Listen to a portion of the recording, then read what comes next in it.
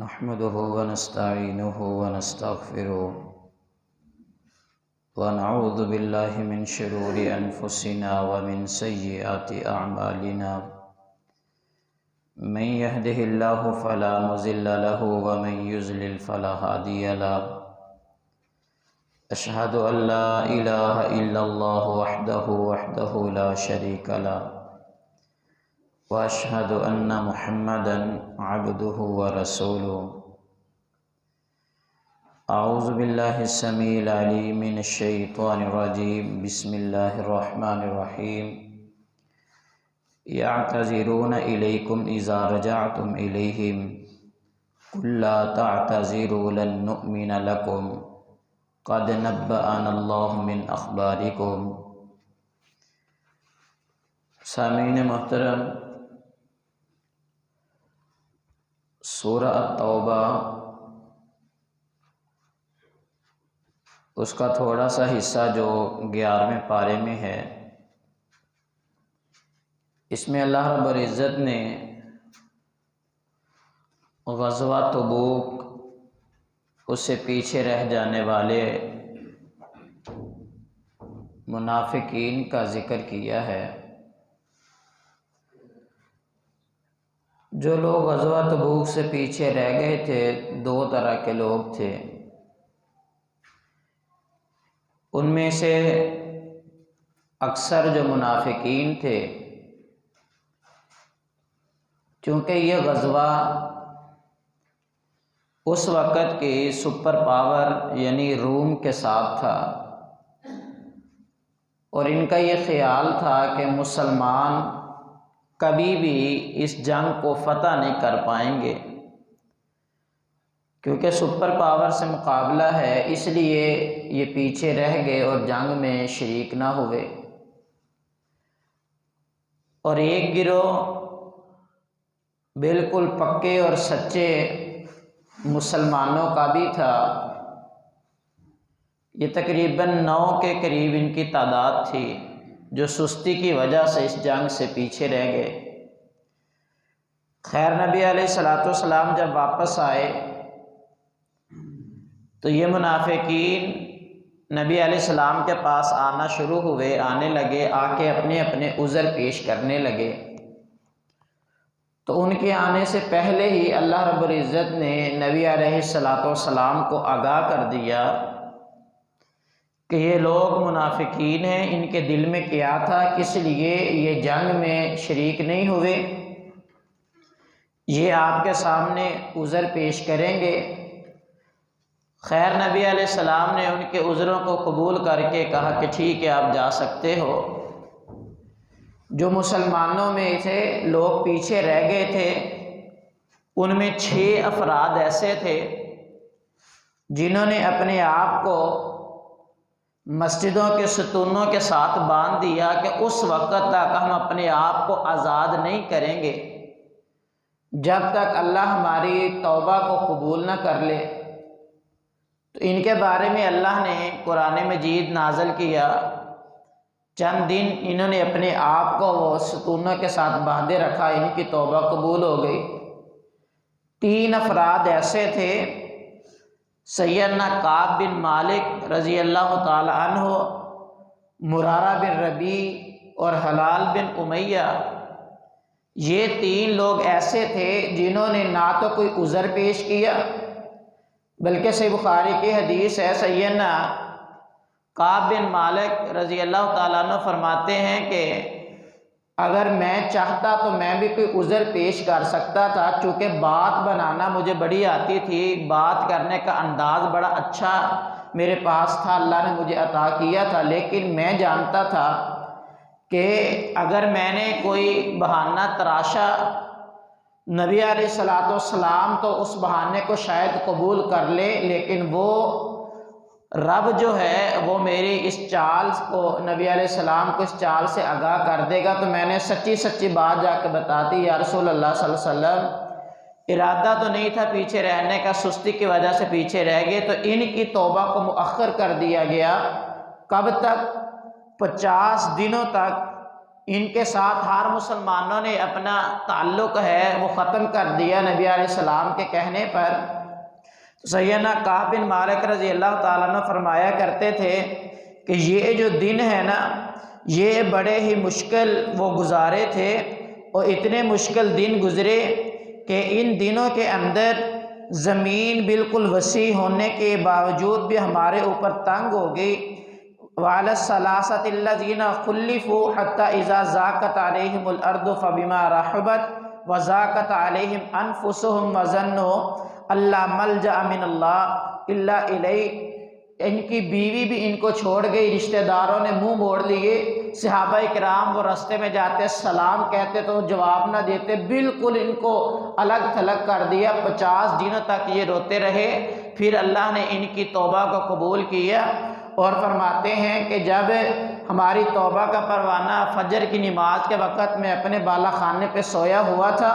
نبی علیہ السلام نے صحابہ کرام کو یہ خبر دی نا، تو ایک صحابی سن کے خوشی کے مارے بھاگ کے آئے مجھے بتانے کے لیے، تو جو میرے پاس چادر تھی نا، میں نے خوشی کی وجہ سے ان کو وہ تحفہ دے دی۔ خیر، اس صورت کے اندر اللہ رب العزت نے یہ ان منافقین کا غزوہ تبوک سے پیچھے رہ جانے والوں کا ذکر کیا اس 11ویں پارے میں، اور اسی پارے کے اندر صحابہ کرام کی شان کو بھی اللہ نے بیان کیا ہے۔ دوسری سورہ جو اس پارے کے اندر سورہ الیونس ہے، جو کہ سیدنا یونس علیہ السلام کے نام پر یہ سورت ہے۔ اس سورت کو سورۃ یونس اس لیے بھی کہتے ہیں کہ چونکہ اس سے پہلے اس انداز میں، جس انداز کے اندر اللہ رب العزت نے اس سورت میں سیدنا یونس علیہ السلام کا ذکر کیا ہے اور ان کی قوم کے واقعے کو بیان کیا ہے، اس سے پیچھے جو 10 پارے ہیں ان میں کہیں بھی سیدنا یونس علیہ السلام کی قوم کا اور سیدنا یونس کا ذکر نہیں ہے، اس لیے اسے سورۃ یونس بھی کہتے ہیں۔ خیر، اس کے اندر سب سے پہلے اللہ رب العزت نے مشرکین عرب کا رسول اللہ صلی اللہ علیہ وسلم کی رسالت کا انکار کرنا، اس چیز کو بیان کیا ہے کہ اکان للناس عجبا ان اوحینا الی رجل منہم ان انذر الناس وبشر الذین آمنوا ان لهم قدم صدق عند ربهم قال الکافرون ان هذا لسحر مبین۔ یہ پہلی قومیں یا نبی علیہ السلام کے دور کے مشرکین، ان کا سب سے بڑا ہتھیار یہی ہوتا تھا کسی نبی کا انکار کرنے کے لیے، اس کو جھٹلانے کے لیے، اس کی تکذیب کے لیے، نہ ماننے کے لیے کہ دیکھو جی یہ تو کھلم کھلا جادو ہے، اللہ کوئی معجزہ عطا کرتا، پہلے معجزے کا مطالبہ کرتے، جب وہ رونما ہو جاتا اللہ وہ معجزہ عطا کر دیتے، جیسا ان کا مطالبہ ہوتا اس کو پورا کرتے، پھر کہہ دیتے کہ ان ھذا لسحر مبین، یہ تو جادو ہے، کوئی معجزہ نہیں ہے، یہ ہم جیسا انسان ہے، یہ ایسے کیسے ہو سکتا ہے، ماورا عقل یہ کام کیسے ہو سکتا ہے، لیکن یہ تو جادو ہے۔ یہی انہوں نے نبی علیہ السلام کے متعلق بھی کہا تھا، اسی بات کو اللہ نے یہاں پر بیان کیا ہے کہ یہ لوگوں کے لیے عجیب بات کیوں ہے کہ ہم نے انہی میں سے ایک بندے کو اس کام کے لیے مبعوث کر دیا، مامور کر دیا کہ وہ لوگوں کو ڈرائے اور خوشخبری دے ان لوگوں کو جو ایمان لے کے آئے کہ ان کے رب کے پاس ان کے لیے ایک مقام ہے۔ اور اسی طرح اس کے اندر اسی صورت میں یہ کافر جو تھے، کیونکہ ان کا ایک نظریہ تھا کہ اگر نبی علیہ السلام یعنی محمد صلی اللہ علیہ وآلہ وسلم اللہ کے رسول ہوتے اور ہم نے ان کو نہیں مانا تو اللہ ہمارے اوپر عذاب نازل کرتا، اللہ نے ہمارے اوپر ابھی تک عذاب نازل نہیں کیا، اس کا مطلب یہ ہے کہ محمد اللہ کے نبی نہیں ہیں۔ تو وہ یہ کہا کرتے تھے وَلَوْ يُعَجِّلُ اللَّهُ لِلنَّاسِ الشَّرَّ اسْتِعْجَالَهُمْ بِالْخَيْرِ لَقُضِيَ إِلَيْهِمْ أَجَلُهُمْ فَنَذَرُ الَّذِينَ لَا يَرْجُونَ لِقَاءَنَا فِي طُغْيَانِهِمْ يَعْمَهُونَ، کہ اگر اللہ ہمارے اوپر عذاب میں جلدی کیوں نہیں کرتا، جس طرح خیر بھلائی ہمیں جلدی پہنچ جاتی ہے تو یہ ہمارے اوپر جلدی کیوں نہیں کرتا، اور اگر یہ سچ ہوتا تو اس کا اجل وہ پہنچ چکا ہوتا۔ لیکن یہ اللہ رب العزت نے پیچھے بھی ہم نے پڑھا ہے، نبی علیہ السلام سے کہا تھا کہ اے نبی جب تک تیرا وجود چونکہ رحمت بنا کے میں نے بھیجا ہے ان لوگوں میں موجود ہے تو میں ان کے اندر عذاب نہیں بھیجوں گا۔ خیر یہ کافر جو تھے یہ اللہ کا انکار تکبر کی وجہ سے کیا کرتے تھے، اس بات کو اللہ نے اس پارے میں بیان کیا ہے۔ وَإِذَا مَسَّ الْإِنسَانَ الضُّرُّ دَعَانَا لِجَنبِهِ أَوْ قَاعِدًا أَوْ قَائِمًا فَلَمَّا كَشَفْنَا عَنْهُ ضُرَّهُ مَرَّ كَأَن لَّمْ يَدْعُنَا إِلَىٰ ضُرٍّ مَسَّهُ، کہ جب بھی ان کو کوئی تکلیف دکھ پہنچتا پھر لیٹے کھڑے بیٹھے ہر حالت کے اندر اللہ کو پکارتے تھے، گریہ زاری کرتے، گڑ گڑاتے، روتے، اللہ کو یاد کرتے، دعائیں کرتے، لیکن جیسے ہی اللہ ان کی اس تکلیف کو دور فرما دیتا، یہ تکلیف ختم ہوتی تو پھر ایسے ہو جاتے کہ جس طرح کبھی انہوں نے رب کو پکارا ہی نہیں ہے، ایسے اپنے منہ کو موڑ لیتے کبھی جیسے رب کو جانتے ہی نہیں ہیں، یہ تکبر کرتے ہوئے بالکل رب کا انکار کر دیتے۔ تو اس چیز کو بھی اللہ نے ان کے اس طرز عمل کو اس بارے میں بیان کیا ہے۔ اگر یہاں پر ہمارے لیے بھی ایک سبق ہے، ہم بھی جب کوئی تکلیف پہنچے تو ہر حالت میں ہر وقت اللہ اللہ، اور جیسے ہی اللہ کوئی کشادگی دے دے اس تکلیف سے ہمیں نجات دے دے پھر ہم بھی بھول جاتے ہیں کہ کون رب ہے، کس کو ہم نے پکارنا ہے۔ تو یہ ایک ان کا جو طرز عمل تھا اللہ نے اس کو بیان کیا ہے، جبکہ مومن جو ہے وہ ہر خوشحالی میں کشادگی میں وہ اللہ رب العزت کو پکارتا ہے اور یاد رکھتا ہے۔ اور اسی طرح اس کے اندر قرآن مجید کا وہ انکار اس کی وجہ بیان کی ہے، وہ کہتے تھے ان کا یہ گمان تھا کہ معاذ اللہ یہ قرآن محمد صلی اللہ علیہ وسلم خود اپنے پاس سے گھڑ کے لے آتے ہیں، تو اللہ نے ان کو یہ چیلنج دیا تھا کہ اگر یہ قرآن نبی علیہ السلام خود گھڑتے ہیں تو تم بھی اس جیسا کلام بنا کے لے آؤ، اللہ کے علاوہ چاہے سارے کے سارے انسانوں کو اکٹھا کر لو، اپنا مددگار بنا لو، اس جیسی ایک صورت بنا کے لے آؤ۔ وہ اس کے اندر ناکام رہے۔ اور اسی طرح اس پارے کے اندر اللہ رب العزت نے وہ اولیاء کی شان کو بیان کیا ہے کہ اولیاء کون لوگ ہوتے ہیں، اور اس کے اندر چونکہ یہ جو مکی صورتیں ہیں اور اس خاص طور پر یہ سورہ یونس جو ہے اس میں اللہ رب العزت نے مختلف انداز کے اندر اپنی توحید کے مختلف پہلوؤں کو بیان کیا ہے، اور اس کا ایک پہلو یہ بھی تھا کہ جب یہ لوگ سمندر وغیرہ میں بحری جو سفر ہوتا کرتے، ان کی کشتی یا ان کے جہاز وہ بھنور میں پھنس جاتے، پانی کے اندر وہ گھومنے لگتے، ان کو یہ امید ہوتی کہ اب بچنے کی کوئی چانسز نہیں ہیں، تو یہ فوراً رب کو پکارتے تھے، هو الذی یسیرکم فی البر والبحر حتی اذا کنتم فی الفلک وجرین بہم بریح طیبۃ وفرحوا بها جاءتها ریح عاصف وجاءهم الموج من كل مكان وظنوا انهم احيط بهم دعوا الله مخلصين له الدين، خالص اللہ کو پکارتے تھے جب انہیں یہ گمان ہوتا کہ ابھی یہاں سے بچ نہیں سکیں گے، جب تک ہوا ان کی وہ سمت چلتی رہتی جدھر انہوں نے جانا ہوتا، بڑے خوش ہوتے جب ہوا مخالف سمت چلتی، فوراً اللہ کو پکارتے، لیکن لئن انجیتنا من هذه لنکونن من الشاکرین، اور جب اللہ فرماتی ہے ہم ان کو نجات دیتے، ہمیں پکارتے، ہم نجات دیتے، چاہیے تو یہ تھا کہ یہ ہمارا شکر ادا کرتے، ہمارے شاکر بندے بن جاتے، لیکن جب ہم ان کو نجات دے دیتے اذا ہم یبغون فی الارض بغیر الحق، تو اس زمین کے اوپر یہ بغاوت کرتے پھرتے اللہ کو بھول جاتے۔